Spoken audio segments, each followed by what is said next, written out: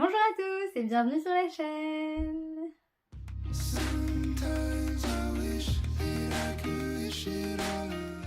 Aujourd'hui on se retrouve dans une vidéo pour que je vous parle manga, donc tous les mangas que j'ai lus en fait ces derniers temps parce que j'en ai lu pas mal, même plus que des romans, et je voulais rassembler tous ces avis dans une même vidéo, comme ça vous avez une petite idée de tous les mangas que j'ai lus, parce que j'en ai emprunté pas mal à la bibliothèque où j'étais d'abord en stage et après où j'ai travaillé.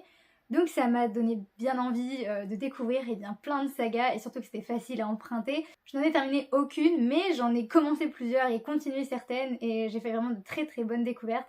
Donc je vais vous en parler aujourd'hui. Et on commence avec l'Atelier des Sorciers. Donc l'Atelier des Sorciers c'est un manga en 14 tomes pour l'instant qui n'est pas terminé, mais je peux vous dire que j'ai lu les 14 tomes donc je suis très très contente d'être à jour.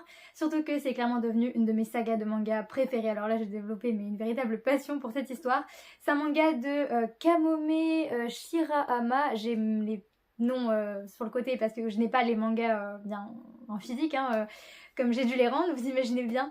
Et ici on est dans une histoire de fantasy, et on plonge en fait dans un monde où la magie donc fait partie donc de ce monde. Mais en fait ceux qui pratiquent la magie sont les sorciers, et il y a donc ceux qui pratiquent qui sont des sorciers et ceux qui n'ont pas ce don et qui sont juste donc des humains lambda.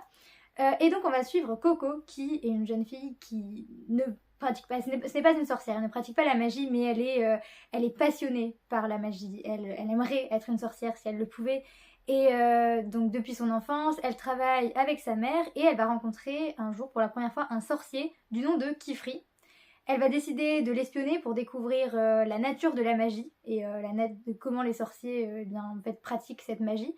Et ensuite elle va l'imiter parce qu'elle va découvrir qu'en fait pour faire cette magie dans ce monde, les sorciers se cachent parce que ce n'est pas un don qui n'est donné que à certaines personnes, c'est quelque chose que tout le monde pourrait faire en fait. Parce qu'en fait il leur suffit de dessiner des symboles qui s'appellent des pentacles et selon le symbole qui est dessiné, et bien la magie est créée. Après voilà, il faut de l'entraînement etc. Mais bon, elle va découvrir le secret de la magie et les sorciers se cachent en fait parce que personne n'est censé le découvrir, ou en tout cas seulement les sorciers. Et donc elle va redessiner un sort en cachette avec une encre spéciale qu'un mystérieux individu lui avait donnée dans son enfance, parce que oui, il faut quand même une encre spéciale parce que sinon ça serait trop simple. Et à ce moment-là, les choses vont basculer parce qu'elle va réussir à pétrifier sa mère avec un sort, donc la paralyser avec un sort, et donc la transformer dans un cristal. Et donc Kifri va la sauver elle, donc Coco, parce que le sort prend de l'ampleur, et va décider de la prendre sous son aile et de faire découvrir le monde des sorciers à Coco. Parce que Kifri est un maître et donc il a un atelier et donc il a des élèves et donc il s'occupe de ses élèves et donc il va intégrer Coco dans son atelier pour lui apprendre la magie et lui faire découvrir le monde merveilleux mais plein de mystères que nous offre l'autrice. Donc notre héroïne Coco va embarquer dans cette grande aventure, découvrir avec nous le monde des sorciers. Et j'ai adoré ce manga pour déjà tous les rebondissements, parce qu'il se passe énormément de choses. On a la confrérie du capuchon qui est en fait l'ennemi principal, on va dire, dans cette histoire, qui émerge petit à petit, on ne sait pas trop, enfin on va découvrir des choses au fur et à mesure. Et on a beaucoup d'action, on a surtout en fait comme je l'ai dit, cette découverte du monde qui est juste passionnante en elle-même, parce qu'on suit Coco, on voit avec elle toute cette nouveauté, on est émerveillé avec elle. Et j'ai adoré ça, c'était juste passionnant, et le côté envoûtant aussi de l'univers parce que l'autrice a vraiment énormément d'imagination. J'ai adoré ses idées, j'ai adoré ses dessins qui sont tout simplement magnifiques, que ce soit pour le monde qu'elle imagine, pour les personnages aussi, j'ai beaucoup de choses à dire parce que Coco est une héroïne super attachante qui évolue, parce qu'on a des personnages qui ont aussi une très bonne évolution, c'est hyper intéressant de les voir avancer en fait dans l'histoire. Mais tous les personnages sont vraiment incroyables. Petite mention pour Kifri, donc le maître donc de l'atelier, le maître qui va prendre soin de Coco. J'adore ce personnage parce qu'il est extrêmement complexe en fait j'ai même pas les mots pour dire à quel point je l'adore. Mais il est vraiment rentré dans mon cœur, rentré dans mes personnages préférés. Il est simplement génial. Et donc ce manga, voilà, 14 tomes, une aventure qui n'est pas près d'être finie, mais beaucoup de choses qui se passent, beaucoup de péripéties, et des dessins magnifiques, un univers mais sublime, et en même temps il y a les mystères, il y a le bon côté, le mauvais côté évidemment, parce qu'on a toujours le côté un peu néfaste de la magie, mais c'est hyper intéressant. Et puis il y a beaucoup de réflexions qui sont amenées entre ceux qui sont sorciers, ceux qui ne sont pas sorciers, un peu ce clivage entre eux. C'est vraiment super intéressant. Donc j'ai vraiment trouvé tout extrêmement bien amené, extrêmement bien construit. Les tomes se lisent tout seuls évidemment et je vous recommande vraiment cette saga si vous aimez le côté magique, juste un univers fantasy et des personnages profonds, humains, réalistes, complexes, bref, une histoire, mais pas qu'une histoire, vraiment une pépite, c'était génial. Le manga suivant, c'est Les Mémoires de Vanitas, écrit par Jun Mochizuki. Pardon à chaque fois pour mes prononciations, on va dire que je suis pas forcément super familière avec ça. Et du coup, là, on est encore dans de la fantasy, mais c'est un genre, c'est totalement différent. Parce qu'ici, on va suivre, donc on est en fait fin du 19e siècle, on est à Paris. Mais Paris subit les attaques de vampires, parce qu'on est dans un univers où il y a des vampires. Mais c'est assez étrange parce que cette communauté de vampires a une règle, c'est celle de ne pas s'en prendre aux humains. Donc on comprend qu'il y a un mal mystérieux qui semble ronger ces créatures et qui du coup provoque ces attaques envers les humains. Notre héros, c'est Noé qui va embarquer à bord d'un dirigeable parce que donc ici on a donc une ambiance fantasy mais aussi une ambiance assez steampunk que j'ai beaucoup appréciée d'ailleurs. Et donc Noé, il est sur ce dirigeable et il va faire la connaissance d'Amélia. Mais alors qu'il l'aide à se remettre d'un malaise, tout s'emballe, elle perd la tête et elle révèle sa nature de vampire devant les passagers. Il y a alors un combat, une attaque. C'est à ce moment-là que va rentrer en scène un autre personnage, le deuxième personnage principal, qui est Vanitas. Et c'est assez curieux parce que donc, dans cet univers, on a cette histoire du grimoire de Vanitas. Le grimoire de Vanitas qui est un artefact légendaire craint de tous les vampires parce qu'il permet à son détenteur d'interférer avec ce qu'il y a de plus sacré pour les vampires, donc le non véritable, c'est d'ailleurs le symbole même de leur vie. Et ce grimoire peut permettre d'anéantir les vampires par exemple. Et donc le mystérieux assaillant qui débarque pour aider Noé et surtout combattre cette Amélia qui est devenue, on va dire, assez folle, et bien se présente comme Vanitas et il va embarquer Noé dans une grande aventure. Et ce Vanitas en plus, il a le grimoire de Vanitas, il va le dégainer devant Noé et il va donc calmer Amélia. Et donc à ce moment-là, une question se pose, le grimoire ne serait-il donc pas une arme mortelle? Sa mission de lutter contre le mal qui pousse les vampires à attaquer les humains. Et je n'ai lu que les 2 premiers tomes, donc pour l'instant c'est que le début de l'histoire, mais j'ai beaucoup apprécié, encore une fois, l'univers, le côté steampunk, le côté fantasy, l'intrigue qui est vraiment très originale, et on a aussi des dessins magnifiques, et surtout, encore une fois, beaucoup d'action et de péripéties, mais un peu d'humour aussi. En fait, on a ces 2 personnages, ces 2 protagonistes qui ne se ressemblent pas, enfin ils font un duo très complémentaire et en même temps ils sont assez différents, mais c'est très sympa de les voir bien échanger et embarquer dans cette mission ensemble parce que ça, ils vont s'aider et donc on a des combats au début, en tout cas pour le moment, parce que aussi on devine bien que le grimoire de Vanitas c'est un grimoire, un artefact que beaucoup veulent récupérer. Bon, encore une fois, je vous sers un résumé et un avis un peu chaotique, mais c'est parce que comme j'ai lu que les 2 premiers tomes, j'ai un avis assez limité, mais ce que je peux déjà vous dire, c'est que j'ai vraiment apprécié ce début et que j'ai très envie de lire la suite. Ça m'a vraiment emporté dès le début, ça a bien marché avec moi en tout cas. Je ne sais pas combien de tomes, si, il y a 11 tomes pour l'instant et c'est une saga qui est toujours en cours. Mais en tout cas, c'est très addictif et une très bonne saga que j'ai très très envie de continuer. Un autre manga, cette fois-ci que j'ai continué et non pas commencé, c'est Blue Lock. Blue Lock le scénariste c'est Muneyuki Kaneshiro et le dessinateur c'est Yusuke Nomura, qui est un manga dont j'avais déjà lu le tome 1 il y a pas mal de temps. Et donc là j'ai lu le tome 2 et le tome 3, bon il y en a beaucoup plus, il y en a... bon là il y en a 30, ouais, il y en a 35 et donc je suis pas encore à jour, hein, ça c'est sûr. Mais donc ici, c'est un manga sportif centré sur le foot. Tout commence avec l'équipe de foot du Japon qui perd la Coupe du Monde 2018. Et donc, à cause de cette défaite, il y a un programme de surveillance dans les écoles secondaires qui va être mis en place pour sélectionner les joueurs qui vont s'entraîner, se préparer pour la Coupe du Monde 2022. Donc, ce sont vraiment les meilleurs qui vont être sélectionnés. Et notre protagoniste, c'est Yoshi Izagi, qui va faire partie donc de ces personnes qui vont entrer dans ce club, dans ce programme qui s'appelle donc le Blue Lock, qui est un programme assez strict et singulier dans le sens où rien n'a jamais été fait de cette manière avant. Mais donc il va y avoir des matchs d'entraînement, il va y avoir des équipes différentes qui vont s'affronter, etc. Et le but c'est vraiment de garder les meilleurs joueurs et de devenir le meilleur joueur. Et notre protagoniste c'est ça qu'il va donc chercher il va vouloir devenir le meilleur. Et c'est un manga que j'aime beaucoup. Il y a certains moments où j'ai trouvé les matchs de foot qu'on pouvait avoir assez redondants, mais le tome 3 m'a un peu réconciliée avec ce côté-là parce qu'il y a aussi bien la découverte des autres personnages qui font partie de ce club.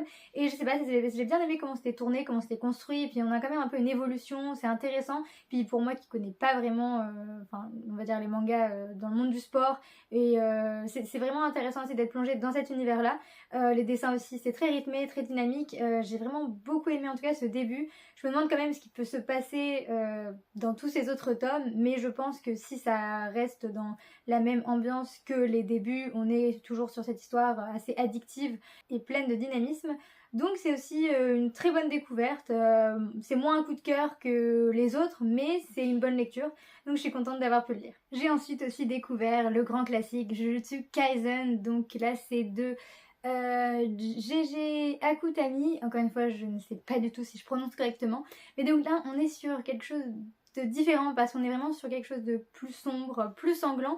Mais il y a une touche d'humour. Et donc en fait ici, on est au Japon.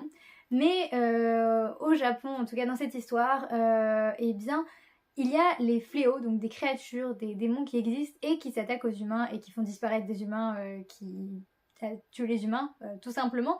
Et donc pour lutter contre ça, il y a des groupes d'exorcistes qui existent pour combattre ces créatures et pour essayer de protéger les humains. Il y a donc ceux qui ont des pouvoirs et qui peuvent voir les fléaux et les combattre, et les humains lambda évidemment.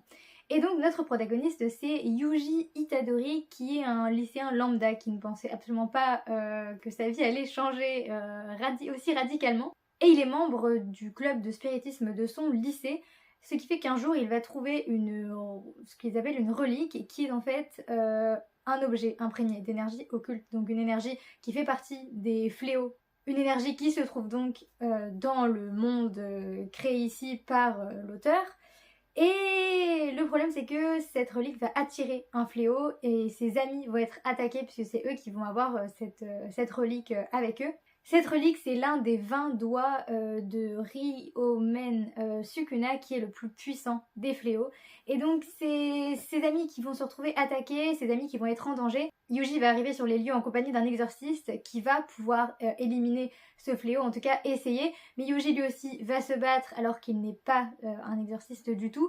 Et pendant cet affrontement, il va ingurgiter cette relique, donc ce doigt, pour devenir plus puissant et sauver ses amis.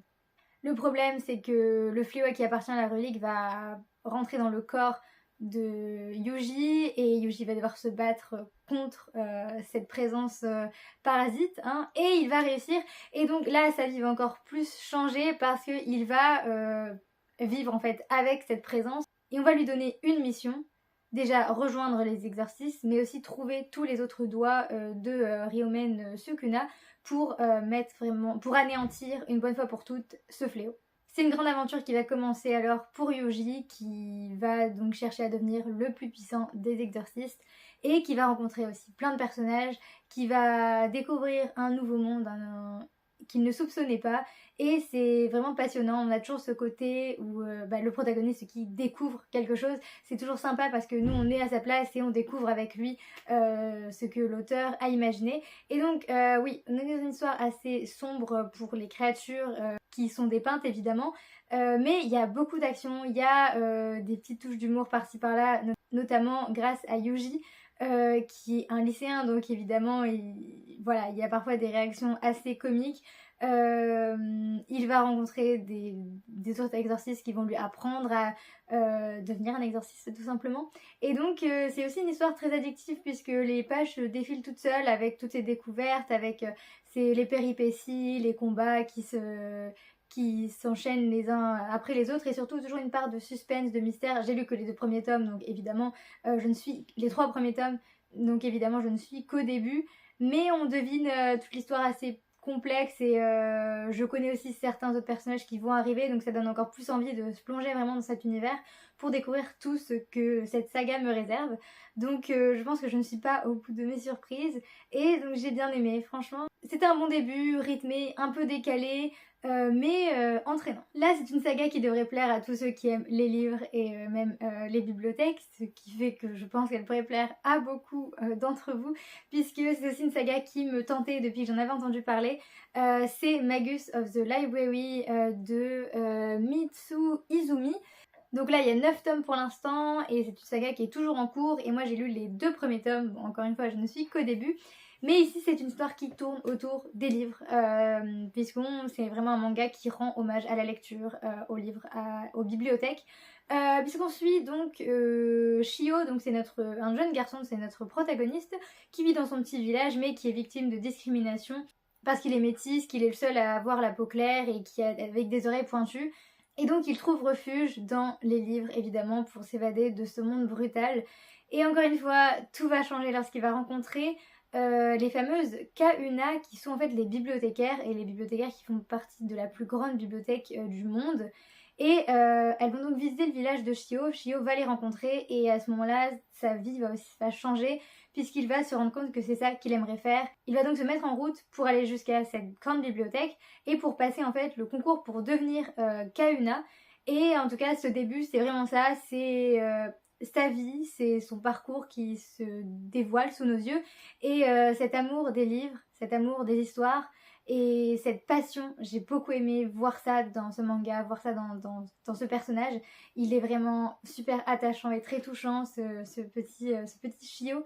J'ai adoré et puis on est encore une fois tout de suite emporté dans un univers assez envoûtant, assez fascinant aussi et dans la manière dont c'est présenté parce qu'on découvre ce petit village tranquille avec ces livres qui ont beaucoup d'importance. C'est aussi ça touche pour les thématiques. On est aussi très impliqué dans le parcours de Shio parce qu'on veut qu'il réussisse ce concours, on voit qu'il en a très envie. Donc c'est un peu un manga, j'ai envie de dire, tranche de vie puisque voilà, c'est vraiment son parcours, son évolution avec de très très beaux dessins et cette importance capitale portée au livre, à la lecture, donc j'ai vraiment adoré. Je ne sais pas du tout comment ça va continuer, mais ce début m'a plu, même si ce n'est que le début, donc je vous le recommande aussi, c'était très très chouette. Le suivant, c'est Glouton et Dragon de Ryoko Kui, qui est donc un manga en 14 tomes. J'ai lu les 4 premiers tomes, et il y a aussi un animé, je l'ai pas dit, mais dans Jujutsu Kaisen, il y a aussi un animé. La télé des sorciers, il n'y a pas encore d'animé, mais il va sortir en 2026 et j'ai extrêmement hâte parce que j'attends vraiment avec beaucoup d'impatience et j'ai beaucoup d'attentes sur l'adaptation en animé. Les mémoires de Vanitas, je ne sais pas du tout. Peut-être qu'il y en a un, je ne suis pas sûre. Mais Blue Lock, il y en a aussi, mais je ne l'ai pas regardé. Jujutsu, donc j'ai commencé à regarder l'animé. Et donc là, Magus, il n'y en a pas, il me semble. Et donc la Glouton et Dragon, il y en a un. Et il faudrait que je le regarde aussi parce que c'est toujours très sympa de voir l'adaptation. On suit ici plusieurs personnages, c'est un petit groupe d'aventuriers qui partent en fait à l'aventure dans un donjon. Donc on est dans un monde de fantasy et on se base sur ça en fait, de se part dans une expédition dans un donjon pour combattre des monstres, pour retrouver des trésors. C'est leur petite quête, mais le groupe que l'on suit ont une quête un peu plus spécifique parce qu'ils veulent retrouver la sœur du chef du groupe qui a été dévorée par un dragon, mais bon, faut croire qu'il n'est pas mort. Et donc nous on les découvre dès le début dans cette position avec cette nouvelle quête en tête, retrouver cette sœur. Et concrètement c'est vraiment ça, Glouton et Dragon, c'est les péripéties de ce groupe qui vont nous être racontées. Vous expliquer l'intrigue, c'est un peu compliqué dans ce sens-là, parce que c'est vraiment ça en fait, c'est nous qui suivons les péripéties donc de ces aventuriers.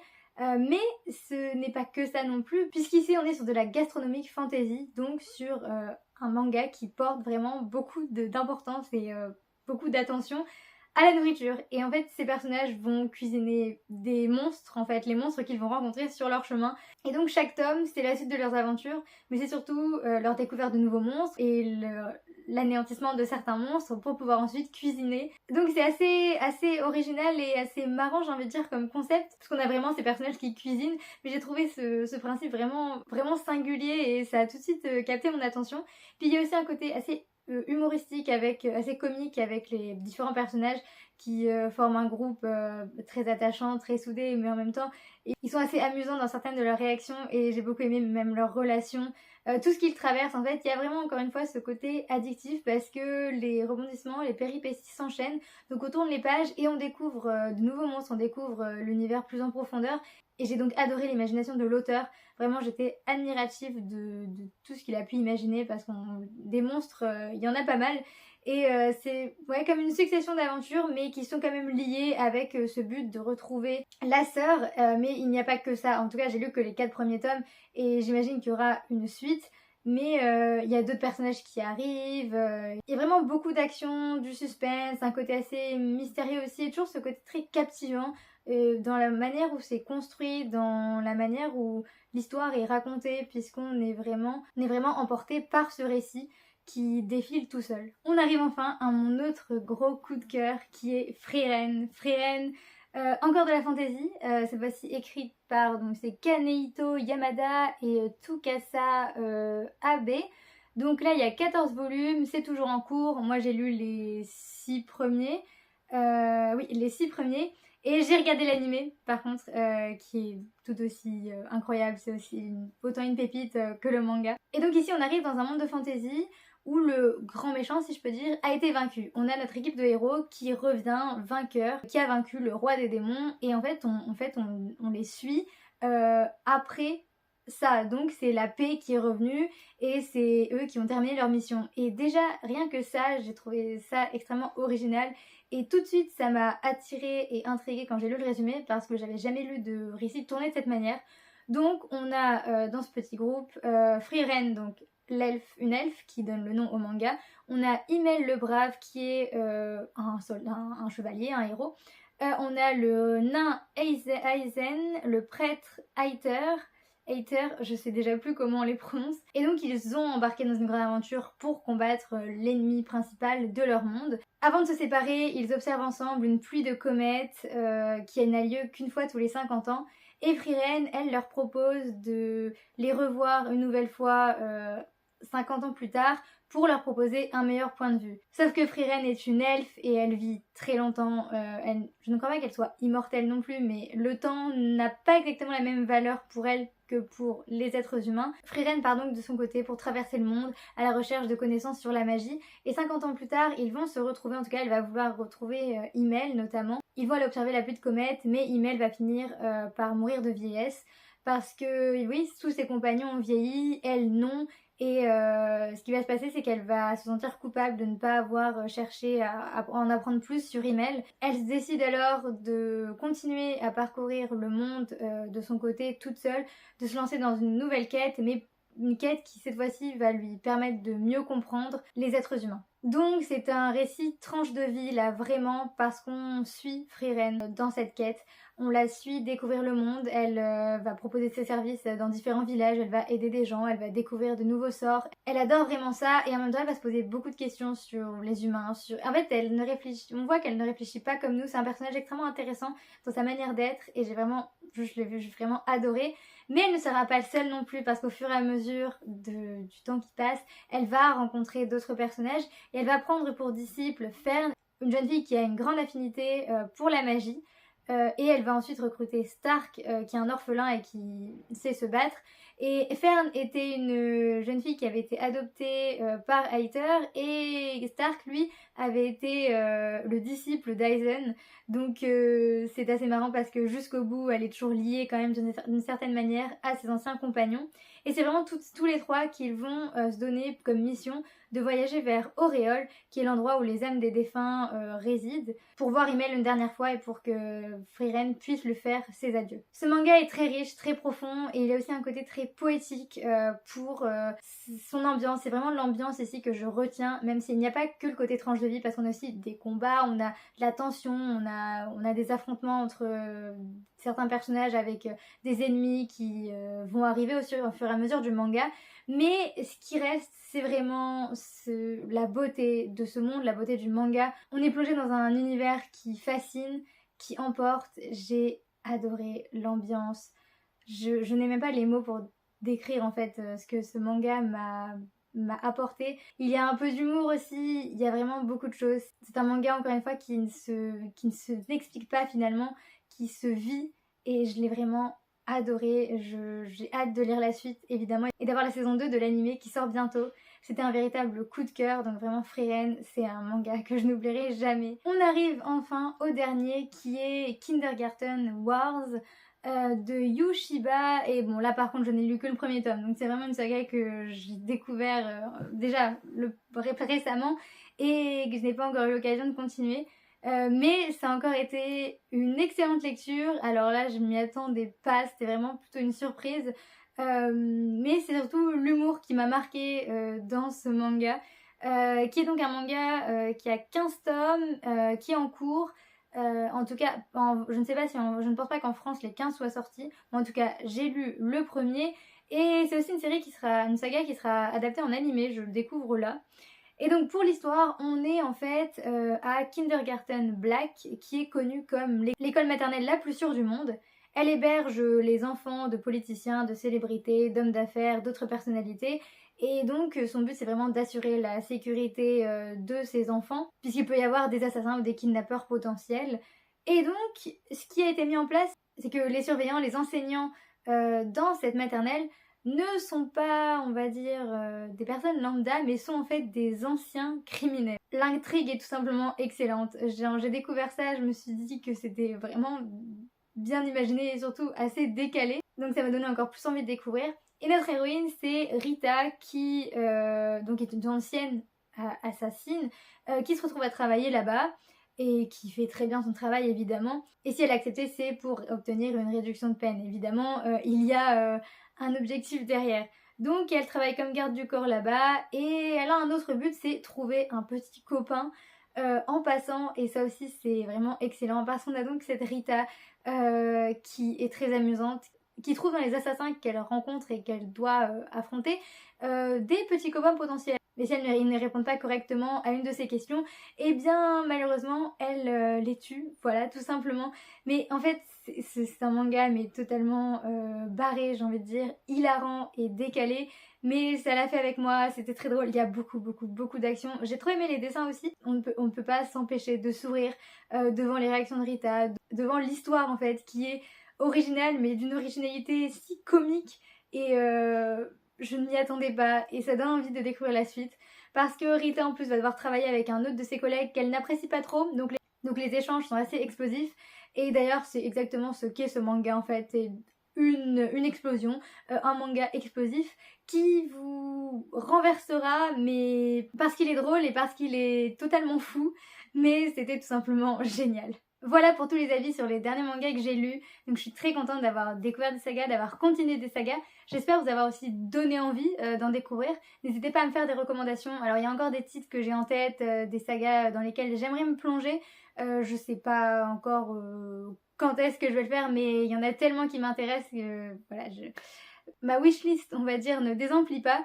Mais je suis toujours ouverte à d'autres recommandations, donc n'hésitez pas. Et puis si vous avez lu certains de ces mangas, même continuez, n'hésitez pas aussi à me dire ce que vous en avez pensé, ça me donnera encore plus envie de continuer évidemment. Donc voilà pour cette vidéo avis, ça permet de faire un gros point sur mes lectures. Et donc sur ce, moi je vous dis à la prochaine dans une prochaine vidéo. Salut!